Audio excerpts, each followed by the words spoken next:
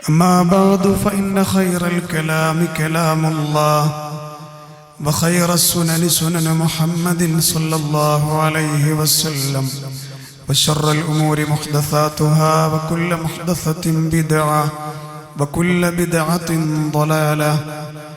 أعوذ بالله من الشيطان الرجيم. بسم الله الرحمن الرحيم. إن الله وملائكته يصلون على النبي يا أيها الذين آمنوا صلوا عليه وسلموا تسليما. സ്നേഹധരണീയരായ സത്യവിശ്വാസികളെ, സഹോദരി സഹോദരന്മാരെ, നാം ഓരോരുത്തരെയും നാം അറിയാതെ പോറ്റി വളർത്തിക്കൊണ്ടിരിക്കുന്ന സൃഷ്ടാവും സംരക്ഷകനുമായ റബ്ബ് സുബ്ഹാനഹു വ തആലയുടെ നിയമങ്ങളും വിധിവിലക്കുകളും ജീവിതത്തിൻ്റെ എല്ലാ രംഗങ്ങളിലും കഴിവിൻ്റെ പരമാവധി കാത്തു സൂക്ഷിക്കണമേ എന്ന് ആമുഖമായി സ്വന്തത്തോടെന്ന പോലെ നിങ്ങൾ ഓരോരുത്തരെയും ഉണർത്തുകയാണ്, വസിയ്യത്ത് ചെയ്യുകയാണ്. അല്ലാഹു സുബ്ഹാനഹു വ തആല പ്രമാണബദ്ധമായി ജീവിതം നയിക്കുന്ന, അവൻ്റെ പൊരുത്തത്തിലായി ജീവിക്കുന്ന യഥാർത്ഥ സജ്ജനങ്ങളിൽ നമ്മെ ചേർക്കുകയും അങ്ങനെ തന്നെ ഇഹലോകവാസം വെടിഞ്ഞ് സ്വർഗത്തിൻ്റെ ആളുകളായി വിട പറഞ്ഞു പോകാനുള്ള മഹത്തായ സൗഭാഗ്യത്തെ, അനുഗ്രഹത്തെ നമുക്കെല്ലാം അള്ളാഹു പ്രദാനം ചെയ്ത് അനുഗ്രഹിക്കുമാറാവട്ടെ. ഹിജ്റ വർഷം 1448 റബീഉൽ അവ്വൽ മാസത്തിലാണ് നമ്മളെല്ലാവരും എത്തിച്ചേർന്നിട്ടുള്ളത്. മുസ്ലിം ലോകത്ത് ഈ മാസത്തെക്കുറിച്ചുള്ള ധാരാളം ചർച്ചകളും സംവാദങ്ങളും സിംപോസിയങ്ങളും ഒക്കെ ഈ വിഷയത്തിൽ നടക്കാറുണ്ട്. കാരണം ഈ മാസത്തിൽ ലോകത്തിന്റെ വിവിധ കോണുകളിലും നമ്മുടെ ഈ കൊച്ചു കേരളത്തിലും പ്രവാചകൻ സല്ലല്ലാഹു അലൈഹി വസല്ലമയുടെ സ്നേഹത്തിന്റെ പേരിൽ ധാരാളം ബിദ്അത്തുകൾ നടമാടുന്നുണ്ട്. മഹാനായ പ്രവാചകൻ സല്ലല്ലാഹു അലൈഹി വസല്ലമയെ സ്നേഹിക്കുക എന്നുള്ളതിൽ ആർക്കും തർക്കമില്ല. കാരണം ഒരു വിശ്വാസിയെ സംബന്ധിച്ചിടത്തോളം വാജിബാണ്, നിർബന്ധമാണ് നമ്മുടെ നേതാവിനെ സ്നേഹിക്കുക എന്നുള്ളത്. മാത്രമല്ല, സ്വർഗപ്രവേശനത്തിന് അനിവാര്യമായ വിശ്വാസ കാര്യങ്ങളിൽപ്പെട്ട ഒന്നാണ് ഹബീബായ നമ്മുടെ നേതാവിനെ സ്നേഹിക്കുക എന്നുള്ളത്. ചോദ്യം ഇങ്ങനെയാണ്: എങ്ങനെയായിരിക്കണം പ്രവാചക സ്നേഹം എന്നുള്ളതാണ്. പ്രവാചകനെ സ്നേഹിക്കണം എന്നുള്ളതിൽ മുസ്ലിം സമൂഹങ്ങൾക്കിടയിൽ തർക്കമില്ല. എങ്ങനെയാകണം ആ സ്നേഹം എന്നുള്ളതിലാണ് തർക്കമുള്ളത്. അതുകൊണ്ടാണ് ഞാൻ എൻ്റെ ഖുതുബയിൽ ആദ്യം പറഞ്ഞത്, ഈ മാസമായി കഴിഞ്ഞാൽ ഇത്തരത്തിലുള്ള ചർച്ചകൾ കൊണ്ട് സമ്പന്നമാണ് മുസ്ലിം ലോകം.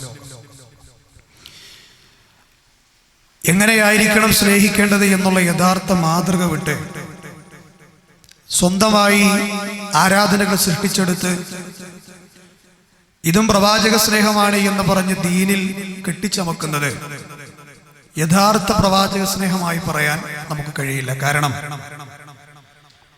പരിശുദ്ധ ദീൻ എന്ന് പറയുന്നത് നിറഞ്ഞു നിൽക്കുന്ന ഒരു വെള്ളപാത്രത്തെ പോലെയാണ്.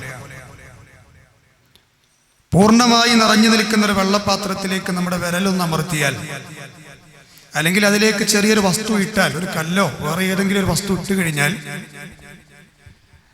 ആ വസ്തുവിന് നിൽക്കാൻ മാത്രമുള്ള സ്ഥലം ഒഴിവായി വെള്ളം പുറത്തേക്ക് ഒഴുകുന്നത് പോലെയാണ് ഇസ്ലാം.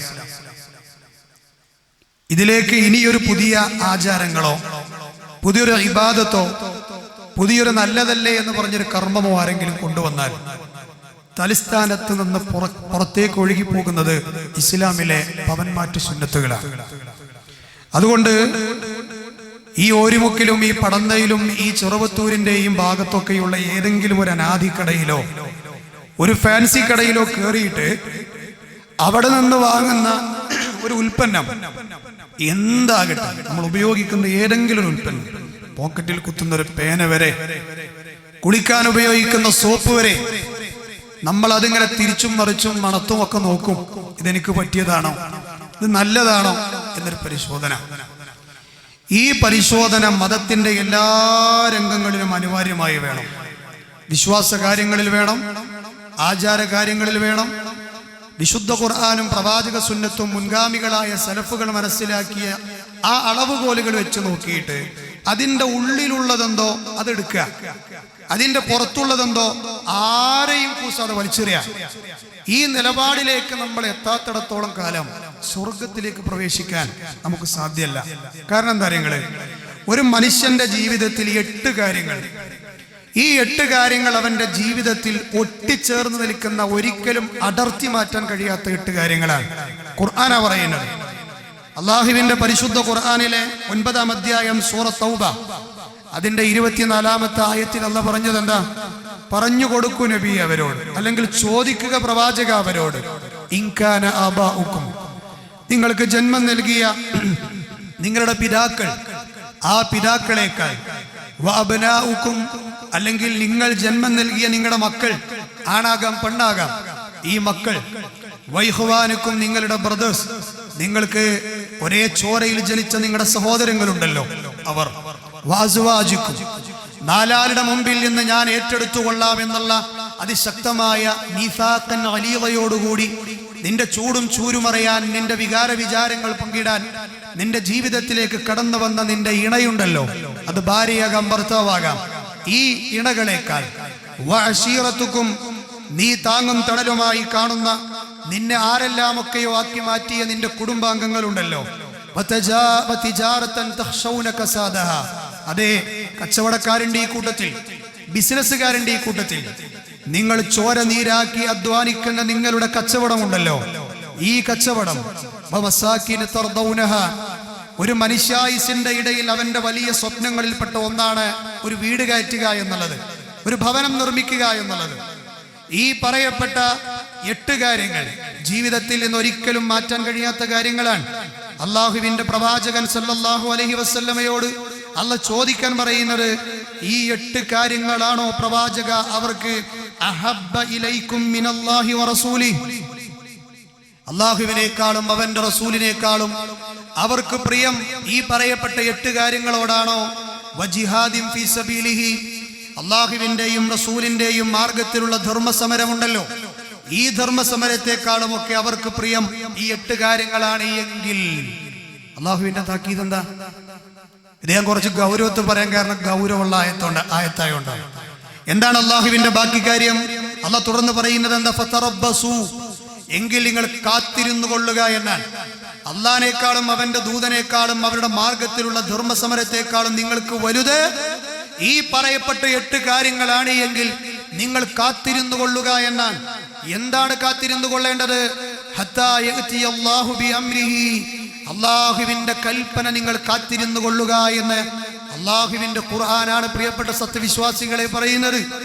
ഈ എന്താണ് അള്ളാഹുവിന്റെ കൽപ്പന എന്ന് വിശദീകരിക്കുന്ന ഭാഗത്ത് ഹാഫിദ് ഇബ്നു കസീർ റഹ്മത്തുള്ളാഹി അലൈഹി പറഞ്ഞത്, ഫന്തളിറു മാദാ യഹില്ലു ബിക്കും മിൻ ഇകാബിഹി വനകാലിഹി ബിക്കും, അള്ളാഹുവിന്റെ അതിഘോരമായ ശിക്ഷ നിങ്ങൾ കാത്തിരുന്നു കൊള്ളുക എന്നാണ്.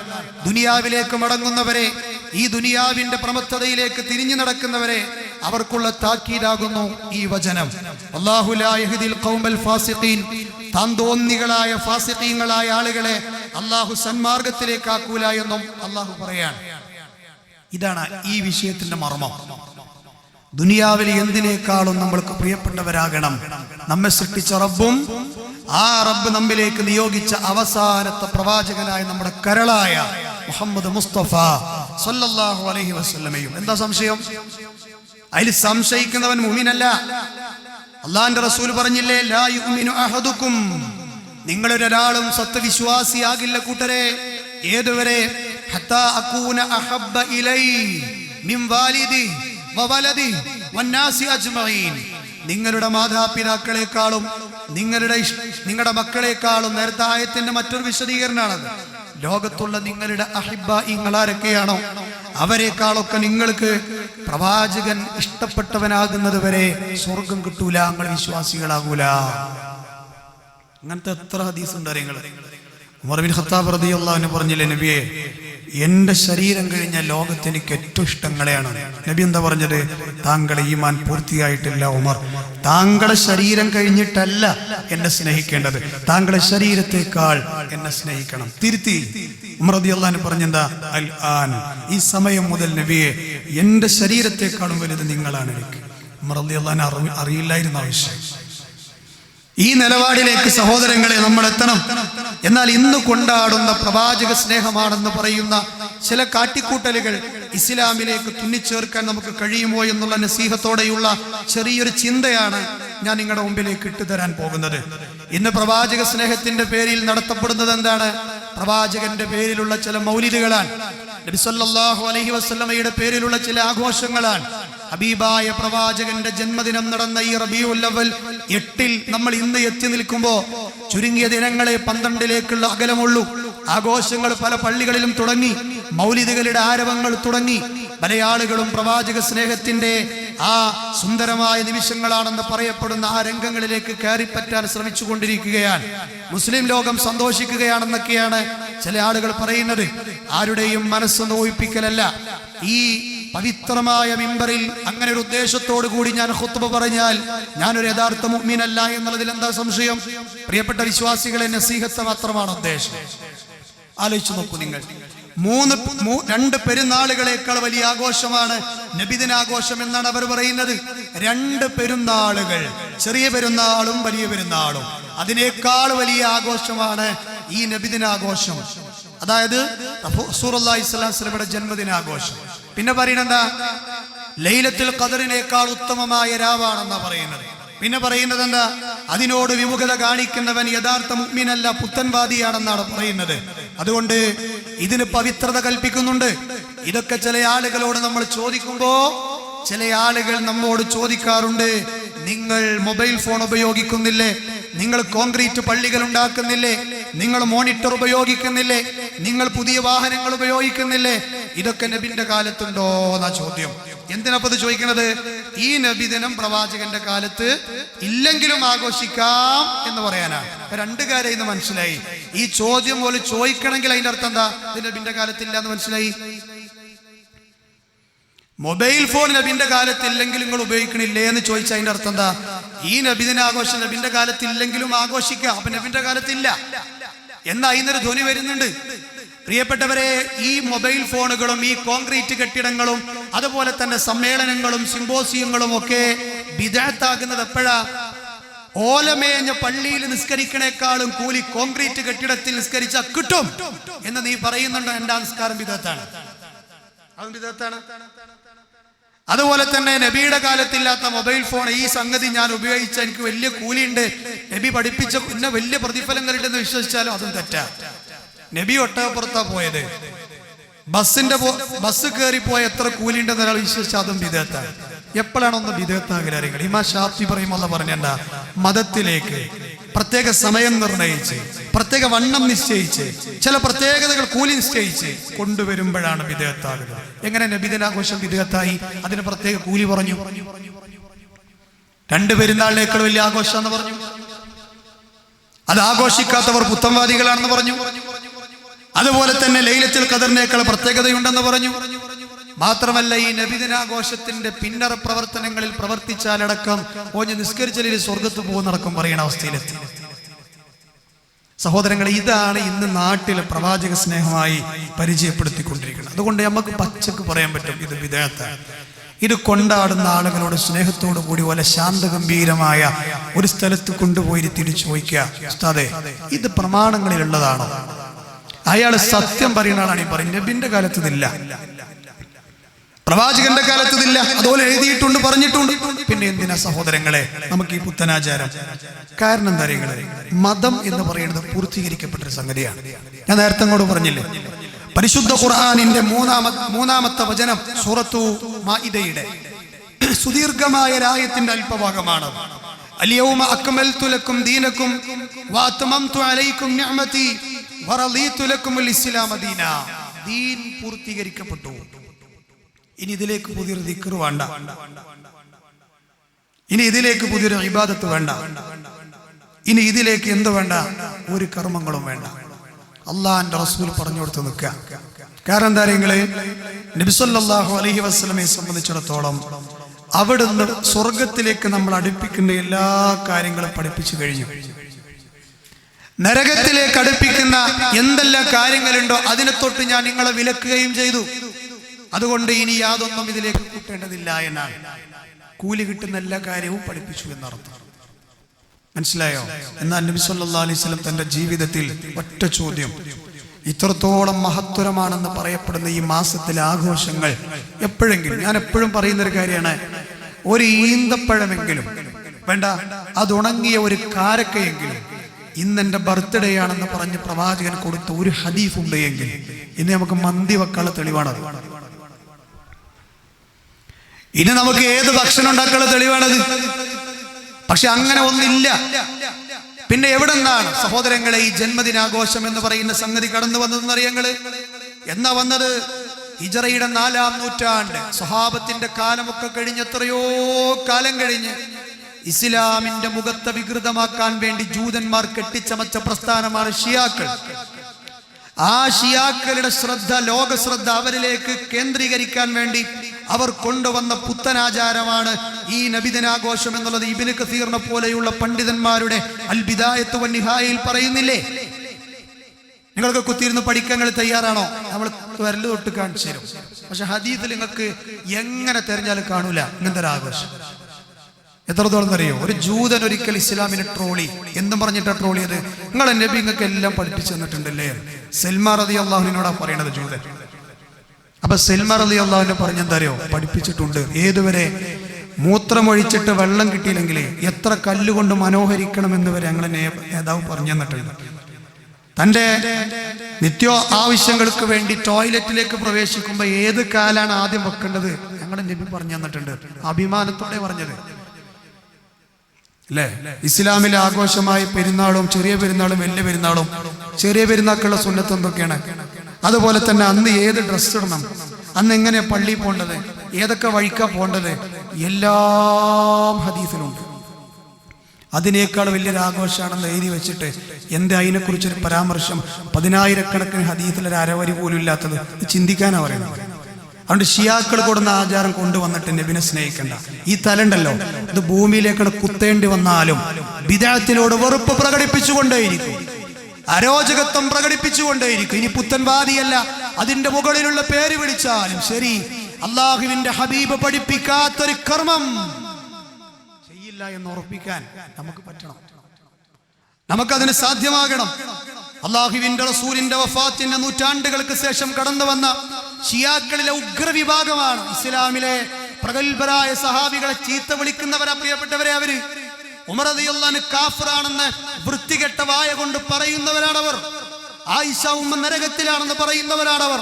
അബൂബക്കർ സിദ്ദീഖ് നീതിയുടെ വിഷയത്തിൽ കൃത്യവിലോപം കാണിച്ചവരാണെന്ന് പറയുന്നവരാണവർ. സ്വർഗത്തിലേക്ക് പോയ അലി ഒഴികെയുള്ള എല്ലാ സ്വഹാബികളും കള്ളന്മാരാണെന്ന് പറയുന്നവരാണവർ. അവർ കൊണ്ടുവന്ന ആഘോഷത്തെ ഞങ്ങൾ പ്രവാചക സ്നേഹികളാണെന്ന് പറഞ്ഞ് പള്ളികൾ അലങ്കരിച്ച് മൗലിദുകൾ പാരായണം ചെയ്ത് അത് ആഘോഷിക്കാത്തവരെ കണ്ണുരുട്ടി നോക്കി പുത്തൻവാദി എന്നുള്ള പേരും ചാർത്തിയിട്ട് രക്ഷപ്പെടാമെന്ന് സമൂഹത്തിലെ ഏതെങ്കിലും പണ്ഡിതന്മാർ വിചാരിച്ചിട്ടുണ്ട് എങ്കിൽ പടച്ചോന്റെ കോടതി മറക്കണം. അത് വാശിയല്ല ദീൻ എന്ന് പറഞ്ഞാല്. ദീൻ വാശിയല്ല. ഇസ്ലാമിക ലോകത്ത് കഴിഞ്ഞു പോയ അഹ്ലുസ് സുന്നയുടെ പണ്ഡിതനാണ് ഇമാം മാലിക് ബിൻ അനസ് റഹിമഹുല്ലാഹ്. മാലിക്കി മദ്ഹബ് കേട്ടിട്ടില്ലെങ്കില്? ഇമാം ദാരിൽ ഹിജ്റ എന്ന പേരുള്ള വ്യക്തിയാണ് അദ്ദേഹം. മദീനയിലെ ഖതീബായിരുന്നു, മദീനയിലെ മുദർരിസായിരുന്നു, മദീനയിലെ ഖാദിയായിരുന്നു. ഹബീബായ നമ്മുടെ നേതാവിനോടുള്ള സ്നേഹം കാരണം മദീനയുടെ മണ്ണിലൂടെ ഒരിക്കൽ പോലും കുതിരപ്പുറത്തോ വാഹനപ്പുറത്തോ ഒട്ടകപ്പുറത്തോ പോകാത്ത മനുഷ്യനാണ് അദ്ദേഹം. കാരണം പറഞ്ഞത് വാഹനം കിട്ടാത്തത് കൊണ്ടല്ല, പിന്നെയോ മുത്തുനബി സഞ്ചരിച്ച മരുഭൂമിയിലൂടെ ഈ മദീനയുടെ പവിത്രമായ ത്വയ്ബയുടെ മണ്ണിലൂടെ ഞാൻ വാഹനത്തിൽ സഞ്ചരിക്കില്ല, കാരണം ഹബീബിന്റെ കാലടിപ്പാതകൾ പതിഞ്ഞ മണ്ണാണിത് എന്ന് പറഞ്ഞ ആ ഇമാം മാലിക് ബിൻ അനസ് റഹിമഹുള്ളയുടെ വാക്കെന്താണ്? മനിബ്തദഅ ഫിൽ ഇസ്ലാമി ബിദ്അ.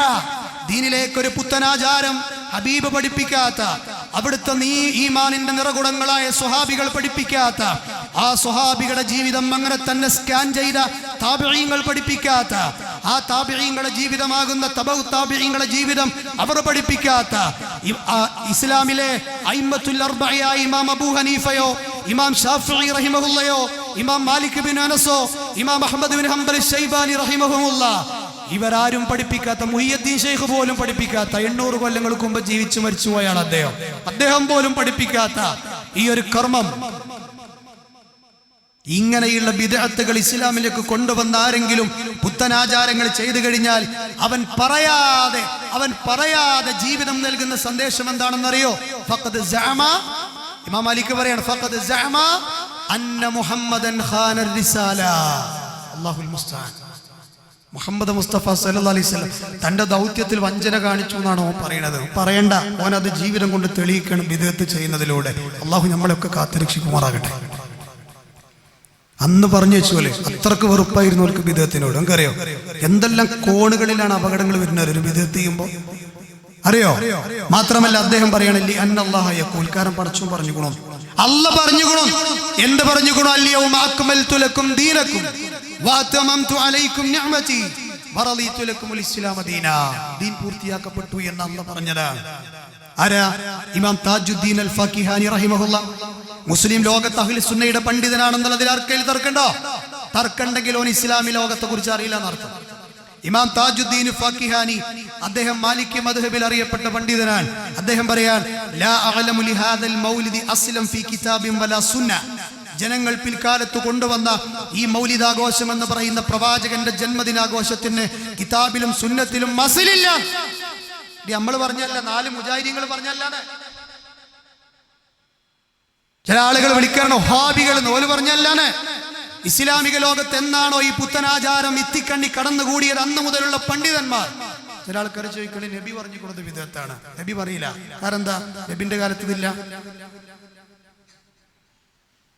എന്നാണോ ഇത് തുടങ്ങിയത് അന്നുള്ള പണ്ഡിതന്മാരൊക്കെ എതിർത്തിട്ടുണ്ട്. ആ കാലത്തുള്ള പണ്ഡിതനാണ് ഇമാം താജുദ്ദീൻ ഫഖിഹാനി റഹിമഹുല്ലാഹ്. അദ്ദേഹം പറഞ്ഞെന്താണ്? ലാ അഅലമു ലിഹാദൽ മൗലിദി അസ്ലം ഫീ കിതാബിൻ വലാ സുന്ന. കിതാബിലും സുന്നത്തിൽ അടിത്തറല്ല, പിന്നെ വലിച്ചെറിഞ്ഞൂടെ? പിന്നെ ആരോടാണ് നമുക്ക് ഈ കമ്മിറ്റ്മെന്റ് ഉള്ളത്? ഈ വിഷയത്തിൽ പള്ളിയിലെ ഖത്തീബിനേക്കാളും ഉസ്താദിനേക്കാളും സുന്ദരന്മാരായ വലിയ വലിയ തലപ്പാവുധാരികളായ പണ്ഡിതന്മാരെക്കാളും പാടിവെച്ചവരെക്കാളും നമുക്ക് വലുത് നമ്മുടെ റബ്ബാണ്. കാരണം അള്ളാന്റെ ചോദ്യം എന്താ നിങ്ങള്? അം ലഹും ശുറകാഉ ശറഉ ലഹും മിനദ്ദീനി മാ ലം യഅ്ദം ബിഹില്ല. അള്ളാന്റെ ദീനിലേക്ക് വല്ല പുത്തനാചാരം കൊണ്ടുവരാൻ അവർ വല്ല പങ്കുകാരെയും സ്വീകരിച്ചിരിക്കുകയാണത്. നരകത്തിലെ കിലാബുകളാണെന്നറിയാം. അറിയോ നിങ്ങള് വിദേഹത്ത് ചെയ്യുന്ന ആളുകൾ? എന്താ സമൂഹം എന്ത് പറഞ്ഞ ചെയ്യല്? നല്ലതല്ലേന്നാണ്. നബിനെ സ്നേഹിക്കേണ്ടത് എങ്ങനെ അറിയങ്ങള്? രാവിലെ എണീക്കുമ്പോൾ തുടങ്ങേണ്ട സ്നേഹമാണ്. അതിങ്ങനെ കൊല്ലത്തില് ഏതെങ്കിലും മാസം റോട്ട് കൂടി ജാഥ വിളിച്ചു പോയി തക്ബീർ അന്തരീക്ഷത്തിലേക്ക് മുഴക്കി വിട്ടിട്ട് പാട്ടും പാടി കളിച്ചു രസിച്ച് അന്നദാനം ചെയ്തിട്ടല്ലടോ പ്രവാചകനെ സ്നേഹിക്കേണ്ടത്. അള്ളാഹിന്റെ റസൂലെ കൊല്ലത്തിൽ 365 ദിവസം ഉണ്ടോ? അന്നൊക്കെ സ്നേഹിക്കണം. എന്നുള്ള വാദക്കാരെ നമ്മളൊക്കെ രാവിലെ മുതൽ ഞങ്ങൾ നബിനെ സ്നേഹിക്കാൻ തുടങ്ങിയിട്ടുണ്ട്. അറിയോ? അൽഹംദുലില്ലാഹില്ലദീ അഹ്യാനാ എന്നുള്ള വാക്ക് പറഞ്ഞ മുതലേ ഇതുവരെ ഇന്നത്തെ ദിവസത്തിന്റെ പകുതി എത്തിയത് വരെ പരമാവധി സുന്നത്തുകളൊക്കെ ശ്രദ്ധിക്കുന്ന ആളുകളാണ് ഞങ്ങൾ. ഇതാ ഈ മുഖത്ത് മുളച്ച താടി നബിയുടെ ഉള്ള സ്നേഹാണ്.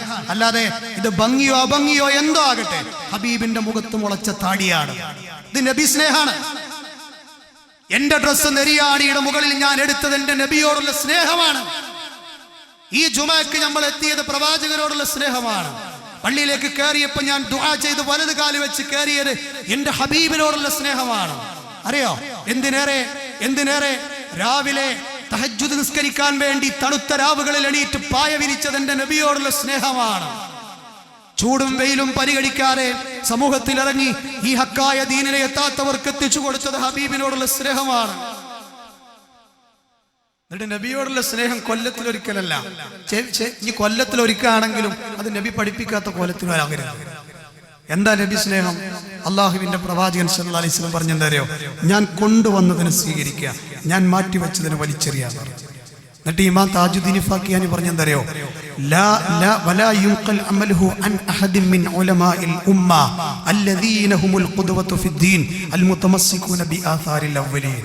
പ്രവാചകൻ പഠിപ്പിച്ചില്ല എന്ന് മാത്രമല്ല, പൂർവികരുടെ മാർഗം പിന്തുടരുന്ന ഒരു സലഫും ഈ പണി ചെയ്തിട്ടില്ല. നീ ആൾക്ക് ഈമാൻ ഉണ്ടായി ഈ പണിക്ക് പോകുമെങ്കിൽ പിന്നെ വേറെ പണി നോക്കണം. ഈമാനിന്റെ വിഷയത്തിൽ ബൈപ്പാസ് സർജറിയാണ്. മനസ്സിലായോ? ബാക്കി എന്താ നിങ്ങൾ തീർന്നിട്ടില്ല അദ്ദേഹത്തിന്റെ സംസാരം. ബൽ ഹുവ ബിദ്അ, മക്കളിത് ബിദ്അത്താണ്. അച്ചക്ക് പറഞ്ഞു, ഞാൻ പറഞ്ഞല്ല, നമ്മൾ പറഞ്ഞല്ല. ബൽ ഹുവ ബിദ്അ. മാലിക്കി മദ്ഹബിലെ താജുദ്ദീൻ ഫഖിഹാനി പറയാണ് അത് ബിദ്അത്താണ്. ധാര കൊണ്ടെന്ന് പറയുന്നത് അഹ്ദസഹൽ ബത്താലൂൻ, തീറ്റക്കുതിയന്മാരെ കൊണ്ടെന്നാണ്. നമ്മൾ ആരും ചീത്ത പറയല്ല. അദ്ദേഹം പറഞ്ഞത് തീറ്റ ബോഷന്മാർ. ഇതിന്റെ പേരിൽ ഇങ്ങനെ പറയാറുണ്ടല്ലോ, ഈ രാജാക്കന്മാരെ കൊട്ടാരത്തിൽ ഇത്ര കോയിനെ പൊരിച്ചു, ഇത്ര പോത്തിനെ പൊരിച്ചു, അത് ഇന്ന രൂപത്തിൽ ഹലുവകൾ ഉണ്ടായിരുന്നു എന്നൊക്കെ പറയണ്ടല്ലോ. അതുപോലെ ഈ തീറ്റ കൊതിയന്മാരെ കൊണ്ടുവന്നതാണെന്നാണ് ഈ ഫഖിഹാനി പറയുന്നത്. തീർന്നില്ല. അദ്ദേഹം പറയാണ് ദേഹച്ചയോട് അടിമപ്പെട്ട ആൾക്കാരാണ് ഈ ജാതി പണിയിട്ട് നടക്കുന്നത്. ഇത് നമ്മൾ പറഞ്ഞ് എന്തൊക്കെ പുകിലുണ്ടാവും. അതുകൊണ്ട് താജുദ്ദീൻ ഫഖിഹാന്റെ പേര് ആവർത്തിച്ച് ഞാൻ പറഞ്ഞത്. അതുകൊണ്ട് വിശ്വാസികളെ, കുടുംബത്തിൽ ഇത് ആഘോഷിക്കുന്നവരുണ്ടെങ്കിൽ തിരുത്തണം. ഞാനിത് ആഘോഷിക്കലൊന്നുമില്ല മൗലവി, ഞാൻ പിരിവ് കൊടുക്കലുള്ളൂ. മതിയല്ലോ, വിദേഹത്തിനെ സഹായിക്കലും മതിയേ. ഒരാൾ എന്നോട് പറഞ്ഞത് റസ്ത ഞാൻ പിരിവ് കൊടുക്കില്ല, ഞാൻ ആഘോഷിക്കില്ല, ഭയങ്കര സംഭവം. ഇസ്ലാമിലൊരു കാര്യം തെറ്റാണെങ്കിൽ അതിനെ പൈസ കൊടുത്ത് സഹായിക്കാൻ പറ്റില്ല, മനസ്സുകൊണ്ട് അംഗീകരിക്കാൻ പോലും പറ്റില്ല. ഒരു ബിദ്അത്തുകാർ ആ വൈക്ക് വരുന്നുണ്ടെങ്കിൽ ഈ വൈക്ക് ഓടി രക്ഷപ്പെടണം എന്നൊക്കെ പറഞ്ഞ പണ്ഡിതന്മാരുണ്ട്. അത്ര വലിയ തിന്മയാണ് ഇസ്ലാമിൽ. ഞാൻ ഉദാഹരണം പറയട്ടെ. നമ്മുടെ നാട്ടിൽ കള്ള് ഷാപ്പുണ്ട് വിചാരിക്കും. ഞാൻ കള്ളു കുടിക്കല്ല, ഉണ്ടാക്കാനുള്ള പൈസ കൊടുത്ത് പറഞ്ഞിട്ടുണ്ടാവും. തെറ്റല്ലേ? അതിനേക്കാൾ വലിയ തെറ്റ ഇസ്ലാമിൽ ബിദ്അത്ത്. അതാ ഞാൻ കഴിഞ്ഞ വെള്ളിയാഴ്ച മുമ്പത്തെ വെള്ളിയാഴ്ച അങ്ങോട്ട് പറഞ്ഞത്. എന്തറിയോ, ബിദ്അത്തുകാരൻ മടങ്ങൂല. കാരണം ഓന്റെ മനസ്സിലെന്താ, ഇത് വലിയ സ്വർഗത്തുക്കുള്ള ഏർപ്പാടാണെന്ന് അവൻ കരുതുന്നത്. കള്ളുടിയ മടങ്ങും, വ്യഭിചാരി മടങ്ങും, കൊലപാതകി മടങ്ങും. കാരണം ഓൽക്കറിയത് ശരിയല്ല. അതുകൊണ്ട് ബിദ്അത്താണ് അത്ര ഏറ്റവും ഇഷ്ടം ആർക്ക്?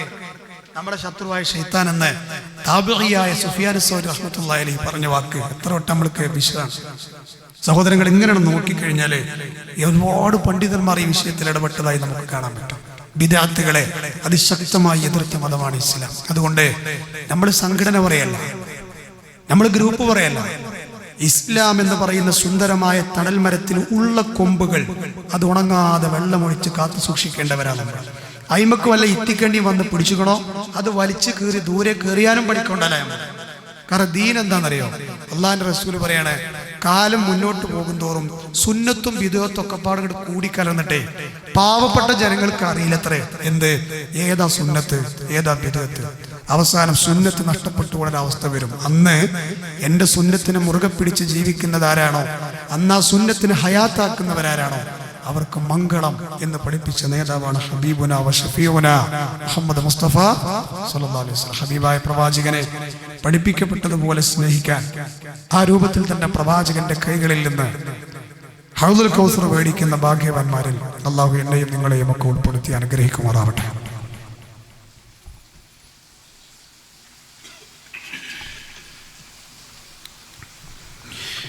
അൽഹംദുലില്ലാഹ് വസ്സലാത്തു വസ്സലാമു അലാ റസൂലില്ലാഹ് വഅലാ മൻ തബിഅഹും ബിഇഹ്സാൻ ഇലാ യൗമിദ്ദീൻ. അമ്മാ ബഅദ്. അല്ലാഹുവിനെ സൂക്ഷിക്കണമെന്ന് ഒരിക്കൽ കൂടി എന്നെയും നിങ്ങളെയും ഉണർത്തുകയാണ്. മഹാനായ നബി സല്ലല്ലാഹു അലൈഹി വസല്ലമയെ സലഫുകൾ സ്നേഹിച്ചത് എങ്ങനെയാണെന്നുള്ളതിന് ധാരാളം ഉദാഹരണങ്ങൾ ചരിത്രങ്ങളിലുണ്ട്. മുസ്അബ് റളിയല്ലാഹു അൻഹുവിന്റെ ചരിത്രം കഴിഞ്ഞ ആഴ്ച ഞാൻ പറയുകയുണ്ടായി. ഖബ്ബാബ് റളിയല്ലാഹു അൻഹുവിന്റെ ശരീരത്തിൽ ഒരു 6 അടി പൊക്കളൊരു മനുഷ്യന്റെ നീളത്തിൽ ഒരു ഖബർ പോലെയുള്ള നീളത്തിലുള്ള ഒരു കുഴി കുഴിച്ചിട്ട് അതില് നല്ല ചൂടുള്ള വിറകുകൾ കത്തിച്ചിട്ട് അത് കനലുകളാക്കി ഖബ്ബാബ് പറയാണ്, എന്നെ അതിൽ മലർത്തി കിടത്തിയിരുന്നു വിവസ്ത്രനാക്കിയിട്ട്.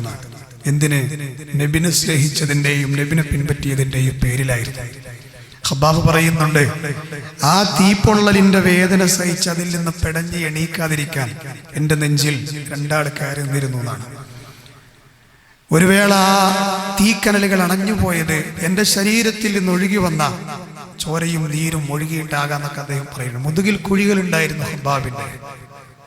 ഇങ്ങനത്തെ 100 കണക്കിന് സഹാബികൾ പ്രവാചകനെ സ്നേഹിച്ചിട്ട് വിശാലമായ മരുഭൂമി ഉണ്ടായിട്ട് അതിൽക്കൂടെ ഒരു ജാഥ പോയില്ല, അതിലൊരു കുലു തക്ബീർ വിളിച്ചില്ല. അതിലൊരു പ്രവാചക മദ്ഹ് ഗാനങ്ങൾ പാടിയില്ല. ഇതൊക്കെ പറയുമ്പോൾ സാധുക്കളായ ചില ആൾക്കാരെ ചിന്തിക്കുന്നത് അറിയോ, ഹസ്സാൻ ബിൻ സാബിത്ത് മദ്ഹ് പാടിയില്ലേ? പാടിക്കണു കൂട്ടരെ, മദ്ഹ് പാടണേ. മദ്ഹ് പാടാത്ത മുഅ്മിന? അള്ളാഹിന്റെ റസൂല് പഠിപ്പിച്ച ദീൻ എവിടൊക്കെ മൈക്ക കെട്ടിയിട്ടും അല്ലാതെയും പറയുന്നുണ്ട്. അതൊക്കെ മദ്ഹ. നബിന്റെ മദ്ഹ് പറഞ്ഞാൽ തീരുമോ? പക്ഷെ ഇല്ലാത്ത പറയുന്നു. മദ്ഹ് പറഞ്ഞ് എവിടെ എത്തിക്കണിപ്പോ നബിയെ കാക്കണേ എന്ന് പറയുന്നത് എത്തി. അത് മദ്ഹല്ല, അത് തോന്നിയ അസ. അള്ളാഹിന്റെ റസൂലിനെ കുറിച്ച് കുറച്ച് കുട്ടികൾ മദ്ഹ് പറഞ്ഞു ഒരു സദസ്സിൽ. നബി ജീവിച്ചിരിക്കുന്ന നാടിൽ എന്താ മദ്ഹ് അറിയോ? ഒരു കല്യാണ വീടാ. കല്യാണ വീട്ടിൽ പാട്ട് പാടാൻ ഇസ്ലാമിൽ തെളിവുണ്ട്. ബാക്കി കൂടി കേൾക്കട്ടെ, ഇനി ഉറങ്ങരുത്. എന്താ ബാക്കി? പക്ഷെ ഇസ്ലാം പഠിപ്പിക്കാത്ത സംഗീതങ്ങളും അതുപോലെയുള്ള പ്രേമങ്ങളെ വികാരങ്ങളെ തട്ടിവിടുന്ന പാട്ടുകളൊന്നും ആകരുത്. നിങ്ങൾ നല്ലോണം ബോക്സൊക്കെ കല്യാണപ്പേരിൽ കാസർഗോട്ടിലെ കൊടുന്നേച്ചോളി, ഒരു പ്രശ്നമല്ല. അവിടെ ഇസ്ലാമിക ഗാനങ്ങൾ ഇട്ടോളി, നല്ല നശീദകൾ ഇട്ടു, അതിന് നമ്മൾ എതിർപ്പ് പറയണില്ല. പക്ഷെ ഇക്കോലത്തിലുള്ള ഹറാമായ മ്യൂസിക്കൽ ഇട്ടിട്ട് കല്യാണം നടത്തുന്നുണ്ട്, അത് വേറെ വിഷയം. അള്ളാഹുവിന്റെ റസൂലിന്റെ റസൂല് കല്യാണ സദസ്സിൽ ചെന്നപ്പോഴേ കുറച്ച് പെൺകുട്ടികൾ പാട്ടുപാടുക. ആരെ പാട്ട്? ബദരീങ്ങളെ കുറിച്ചുള്ള പാട്ടുപാടാണ്. അപ്പൊ നബിയെ കണ്ട പോലെ പാട്ടിന്റെ വരി ഒന്ന് മാറ്റിപ്പിടിച്ചു. എന്താ വരി? വഫീന നബിയുൻ യഅലമു മാ ഫീ ഗദിൻ. ഞങ്ങളെ കൂട്ടത്തിൽ ഒരു നബിയുണ്ട്. ആ നബിയുടെ പ്രത്യേകത നാളെയുടെ കാര്യം അറിയുന്ന നബിയാണ്. അള്ളാഹിന്റെ റസൂലേ ഈ വരി കേട്ടപ്പോൾ എന്താ പറഞ്ഞത്? മക്കളെ, അത് നിങ്ങൾ പാടരുതെന്നാണ്. കാരണം എനിക്ക് നാളെയുടെ കാര്യം അറിയില്ല, അത് ഗൈബാണ്. നിങ്ങൾ എന്നെ കുറിച്ച് പറയേണ്ടത് എന്താ? അഖൂലു റസൂലു അബ്ദുഹു വറസൂലു, ഞാൻ അള്ളാഹുവിന്റെ റസൂലാണ്, അടിമയാണെന്ന് നിങ്ങൾ പറഞ്ഞോളി എന്ന് പറഞ്ഞു. അപ്പൊ അമിതമായിട്ടുള്ള വർണ്ണന ഇസ്ലാമിലില്ല. ഇന്ന് ചില മാലി മൂലതൊക്കെ എടുത്തോക്കാണ് നിങ്ങൾ. ലോകത്തുള്ള എല്ലാ മണൽത്തരികൾ എത്ര ഉണ്ടെന്ന് നബിക്കറിയാം, മഹാന്മാർക്കറിയാം. കുപ്പിന്റെ ഉള്ളത്തെ സാധനം പുറത്തേക്ക് കാണുന്ന പോലെ ലോക മനുഷ്യരെ മനസ്സ് മഹാന്മാർ വായിക്കുന്നുണ്ട്. അതുപോലെ തന്നെ ഓല് ലോകമൊക്കെ നിയന്ത്രിക്കുകയാണ്. ഇപ്പൊ പോയി പടച്ചോനൊക്കെ എത്തിക്കണം. ഇതൊക്കെയാണ് മദ്ഹ്.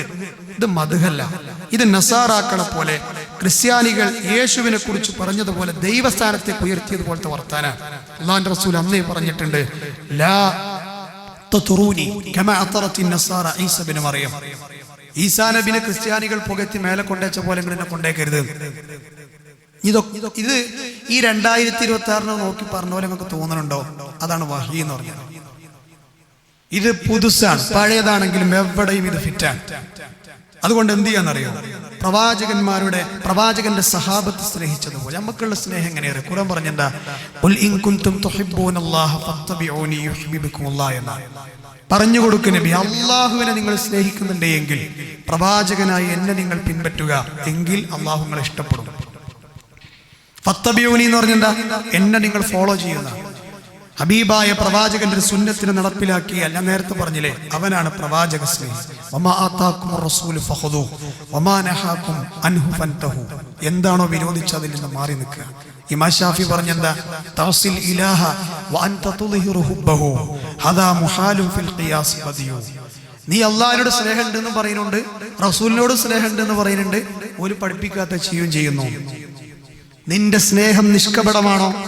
നിന്റെ സ്നേഹം കളങ്കമില്ലാത്തതാണോ? എങ്കിൽ ഇന്നൽ മുഹിബ്ബ ലിമൻ യുഹിബ്ബു മുതിഉ. നീ സ്നേഹിക്കുന്നവരെ പിൻപറ്റൽ നിന്റെ ബാധ്യതയാണ്. അതുകൊണ്ട് നബിക്ക് വേണ്ടി മരിക്കാൻ വരെ തയ്യാറായാലും നമ്മളതിനെ മടിക്കരുത്. പക്ഷെ ബിദ്അത്ത് ചെയ്യാൻ പറഞ്ഞാൽ അതിന്റെ പേരിലും നമ്മളെന്താ ശക്തമായ നിലപാട് കൊണ്ടുവരാൻ സഹോദരങ്ങളെ നമുക്ക് സാധിക്കേണ്ടതുണ്ട്. ഒറ്റ കാര്യം കൂടി അവസാന സമയത്ത് ഞാൻ ചേർക്കുക. ഇതൊക്കെ കേൾക്കുമ്പോൾ ചില ആൾക്കാർ വിചാരിക്കേണ്ട, ഉസ്താദേ ഇങ്ങനെയൊക്കെ ഷാർപ്പായ മതാണ് ഇസ്ലാം എന്നൊക്കെ പറഞ്ഞിട്ടല്ലേ നിങ്ങൾ ഖുത്ബ തുടങ്ങിയത് അല്ലേ? എന്നിട്ട് എങ്ങനെയാണ് ഈ ഉമ്മത്തിൽ ഈ പ്രശ്നങ്ങൾ വന്നതെന്ന്? ആ പ്രശ്നങ്ങൾ വരാനുള്ള കാരണം കാര്യങ്ങൾ അങ്ങനെ ഒരു വഹിയുണ്ട്. ഇസ്ലാമിൽ പ്രശ്നങ്ങൾ ഉണ്ടാവും. ഇനി ഇസ്ലാമിൽ ഒരു പ്രശ്നമല്ല, മുസ്ലിം ഉമ്മത്തൊക്കെ ഒറ്റക്കെട്ടായി എല്ലാവർക്കും ഒരു പള്ളി, എല്ലാവർക്കും ഒരേ ആദർശമാണ് വിചാരിച്ചോളൂ നിങ്ങള്. അള്ളാഹിന്റെ പ്രവാചകൻ അല്ല എന്ന് പറയേണ്ടി വരും. കാരണം എന്താ? മുത്തനബി അന്ന് പറഞ്ഞിട്ടുണ്ട്, ഇന്നഹു മയ്യഇശ് മിൻകും ബഅദി ഫസയറ ഇഖ്തിലാഫൻ കസീറ. അത് വഹയാണ്. എന്റെ കാലശേഷങ്ങൾ ജീവിക്കുകയാണെങ്കിൽ കുറെ ഭിന്നാഭിപ്രായങ്ങൾ ഈ മതത്തിൽ നിങ്ങൾ കാണും. അന്ന് നിങ്ങൾ ചെയ്യേണ്ടത് എന്താ? ഇവിടെ പ്രശ്നമാണ് എന്ന് പറഞ്ഞിട്ട് മതരംഗം വിട്ട് വീട്ടുകുത്തിരിക്കല്ല. ഇനി ഞാൻ ഒന്നിനുമില്ല എന്ന് പറഞ്ഞിട്ട് ന്യൂട്രലിലേക്ക് ഗീറ് തട്ടിയിട്ട് പോകല്ല. അത് ഫസ്റ്റുക്കും സെക്കൻഡും ഒക്കെ തട്ടാൻ പഠിക്കണം. എന്താ റസൂലുള്ളാഹി പറഞ്ഞത്? ഫഅലൈക്കും ബിസുന്നതി. നീ വർത്താൻ ഒറ്റ കുട്ടി പറയാൻ പാടില്ല. ഏത് ഭയങ്കര പ്രശ്നമാണ് എല്ലായിടത്തും പ്രശ്നം ഉണ്ടാവുന്നേ. മനുഷ്യന്മാരെ ഇടപെടുന്നിടത്ത് പ്രശ്നം ഉണ്ടാവുന്നേ. അന്ന് സ്വീകരിക്കേണ്ട നിലപാട് മുത്തുനബി പറഞ്ഞു. ചില ആൾക്കാരെ വർത്തമാനം കേട്ടാൽ തോന്നാൻ എന്താ അറിയോ, മതരംഗത്ത് മാത്രമേ പ്രശ്നമുള്ളൂ. എന്റെ ബിസിനസ് രംഗമുണ്ടല്ലോ, അതിലൊന്നും ഒരു പ്രശ്നമല്ല. രാഷ്ട്രീയത്തിലൊന്നും ഒരു പ്രശ്നം, എല്ലാവരും അലൈക്കും ജമായിലാണ്. എന്നാ വർത്തമാനം കേട്ടാ തോന്നുന്നു എല്ലാ മനുഷ്യന്മാർ കൈയാടുന്നിടത്തൊക്കെ പ്രശ്നം. അന്ന് ശൈത്താനീയത്തിന്റെ നിലപാടെടുത്ത് പോണ ആൾക്കാരാണോ, ഓലോട് ഓല എത്ര വലിയ കൊമ്പന്മാരാണെങ്കിലും ഓലെടുത്ത് പുറത്തുകൊണ്ട് വെക്കുക, ഈ എന്റെ മാർഗത്തിലൂടെ പോണം. അതാ പറഞ്ഞ ഫഅലൈക്കും ബിസുന്നതി, സുന്നത്തിന്റെ മേലെ ഉറച്ചു നിന്നോളി പ്രശ്നം ഉണ്ടാവുമ്പോ. എന്നിട്ട് വീണ്ടും പറയണേ അസുന്നത്തിൽ ഖുലഫാഇർ റാഷിദൂനൽ മഹ്ദിയീൻ, എന്റെ ഖുലഫാഉർ റാഷിദീങ്ങൾ നിന്ന വഴി. എന്നിട്ട് അവിടുന്ന് പറയണ എങ്ങനെ നിങ്ങൾ നിൽക്കേണ്ടറിയോ, എങ്ങനെ നിങ്ങൾ കയറി കുത്തിരിക്കല്ല, കോഴി ആരുമ്പോ കയറി പോലല്ല. പിന്നെയോ മുത്തുനബി പറഞ്ഞു തമസ്സഖു ബിഹാ, അത് നിങ്ങൾ മുറുകെ പിടിച്ചോളിന്ന. എങ്ങനെ മുറുകെ പിടിക്കേണ്ടത് ഇനി മനസ്സിലാത്തോട് വീണ്ടും പറഞ്ഞു വഅല്ലു അലൈഹ ബിന്നവാദി, അണപ്പല്ലുണ്ടല്ലോ, കുറച്ച് സ്ട്രോങ് കൂടിയ പല്ലുകളാണ് അല്ലേ, ആ പല്ലുകൊണ്ട് കടിച്ചു പിടിക്കാനാ പറഞ്ഞു. മുമ്പത്തെ പല്ലുകൊണ്ട് കടിച്ചാൽ വലിച്ച പറഞ്ഞാണ് പോകും, ഇത് കുറച്ച് സ്ട്രോങ് ആണ്, അതുകൊണ്ട് ആ സ്ട്രോങ് ആയിട്ട് കടിച്ചു പിടിക്കാൻ പറഞ്ഞു. ഈയാക്കും വൽ മുഹ്ദസാത്തിൽ ഉമൂർ, പുത്തനാചാരങ്ങൾ ദീനിന്റെ കാര്യത്തെ ശ്രദ്ധിച്ചോളിന്ന്. ഓലമേഞ്ഞ മദീന പള്ളിയിലിരുന്ന് അന്ന് നമ്മളെ നേതാവ് ഇന്നത്തെ സമൂഹത്തെ നോക്കി പറഞ്ഞ പോലെ ഉണ്ട്. എന്നിട്ട് അവിടുന്ന് പറയാണ് എല്ലാ വഴികേടുകളും എല്ലാ ബിദഅത്തുകളും വഴികേടാണ്, ചെന്ന് അവസാനിക്കുന്ന നരകത്തിലാണ്. നമുക്കറിയോ, ഈ ദാഹിച്ചു വലഞ്ഞ് നമ്മളെ പരിഗണിക്കും, എന്നെ ഏറ്റവും കൂടുതൽ പരിഗണിക്കുന്ന വിചാരിക്കുന്ന ഒരാളെടുത്തേക്ക് നമ്മള് മനസ്സ് നിറഞ്ഞ ഓടി ചെല്ലുമ്പോഴേ പോടാ അവിടുന്ന് നമ്മൾ അയാളെ ആട്ടിവിട്ട് എങ്ങനെ ഉണ്ടാവും, നമ്മക്ക് ഇഷ്ടപ്പെട്ട ആൾ നമ്മളെ ആട്ടിവിട്ട് എങ്ങനെ ഉണ്ടാവും, മനസ്സിനെ കീറി മുറിച്ച വേദന ഉണ്ടാവൂലേ. എന്നാലേ ലോകത്ത് നിന്റെ ഉമ്മാനേക്കാളും നിന്റെ ഭാര്യയെക്കാളും ഭർത്താവിനേക്കാളും മക്കനേക്കാളും നിന്റെ വേണ്ടപ്പെട്ട ആളുകളെക്കാളൊക്കെ നിന്നെ സ്നേഹിച്ച ഒരാളുണ്ട് ലോകത്ത്, ആ നേതാവാണ് മുഹമ്മദ് മുസ്തഫ സ്വല്ലല്ലാഹു അലൈഹി വസല്ലം. ആ മുത്തുനബിന്റെ കയ്യിൽ നിന്ന് നാളെ കിട്ടുന്നൊരു വെള്ളമുണ്ട്, ഞാൻ പറയേണ്ട ആവശ്യമില്ല, ഹൗദുൽ കൗസർ എന്നതിന്റെ പേര്. പാലിനേക്കാൾ വെണ്മയാർന്ന കസ്തൂരിയുടെ സുഗന്ധമുള്ള അല്ലേ, തൊണ്ട വറ്റി നിൽക്കുന്ന സമയത്ത് ദാഹമകറ്റാൻ കിട്ടുന്ന വെള്ളാണ്, സമചതുരമായ ഹൗളാണ്. അവിടുന്നാണ് ഞാൻ കാണാത്ത എൻ്റെ മുഹബ്ബീങ്ങളെ ഞാൻ കാണാൻ നബി പറഞ്ഞു. അന്ന് ചില ആൾക്കാർ വെള്ളം മേടിക്കാൻ വരുമ്പോൾ അള്ളാഹുൽക്കിടയിൽ ഒരു മറട്ടിട്ട് പറയണം, നിങ്ങൾ അങ്ങോട്ട് പോകാൻ ക്വാളിറ്റി ഉള്ളവരല്ല. അപ്പൊ മുത്തുനബി എണീറ്റെന്ന് ചോദിക്കും, നബിയെ അല്ലാ അവർ എൻ്റെ ആളുകളല്ലേ. എങ്ങനെ നബിക്ക് മനസ്സിലായതറിയാം, ഓൽക്ക് നിസ്കാര ടൈമുണ്ട്, ഓൽക്ക് താടിയുണ്ട്, ഇസ്ലാമിന്റെ പല ചിഹ്നങ്ങളുണ്ട്, അത് കണ്ടിട്ടാ പറഞ്ഞു, അല്ല കബർ കടന്ന് കണ്ടോണ്ടല്ല. അപ്പൊ അള്ളാഹു പറഞ്ഞു കൊടുക്കുക എന്തറിയോ, നബി നിങ്ങളെ കാലത്തിന് ശേഷം കുറെ പുതിയ ആചാരങ്ങൾ നല്ലതല്ലേ എന്ന് പറഞ്ഞു കൊടുന്ന ടീമാണ്. അപ്പൊ അള്ളാഹിന്റെ റസൂൽ എന്താ പറയാ, പക്ഷേ ഓല് നല്ല നെയ്യത്ത് ചെയ്തതല്ലോ, വെറുതെ വിട്ടോടെ എന്നല്ല, എന്നാലേ വിട്ടോളി ഇങ്ങോട്ട് വരണ്ട, സുഹ്കൻ സുഹ്കാന്നാ പറയണം. അതിൽ പെടണോ, നരകത്തിലേക്ക് ശാശ്വതരാകണം. നമ്മൾ ആലോചിക്കുക, ചിന്തിക്കാൻ അല്ലാഹു സുബ്ഹാനഹു വ തആല നമുക്ക് തൗഫീഖിനെ പ്രദാനം ചെയ്യുമാറാകട്ടെ. തെറ്റിദ്ധരിച്ച ആളുകൾക്ക് കാര്യങ്ങൾ മനസ്സിലാക്കാനുള്ള മഹത്തായ തൗഫീഖിന് ഉപരിയുള്ള രക്ഷിതാവ് പ്രദാനം ചെയ്യുമാറാകട്ടെ. നാളെ പരലോകത്ത് ഒരു വിഭാഗത്തെ സ്വർഗത്തിലേക്കും മറുവിഭാഗത്തെ നരകത്തിലേക്കും അല്ലാഹു തിരിച്ചുവിടുമ്പോൾ സ്വർഗത്തിലേക്ക് സന്തോഷത്തോടെ കടന്നു പോകുന്ന വിജയികളിൽ ഭാഗ്യവാന്മാരിൽ അല്ലാഹു നാം ഓരോരുത്തരെയും ഉൾപ്പെടുത്തി അനുഗ്രഹിക്കുമാറാകട്ടെ.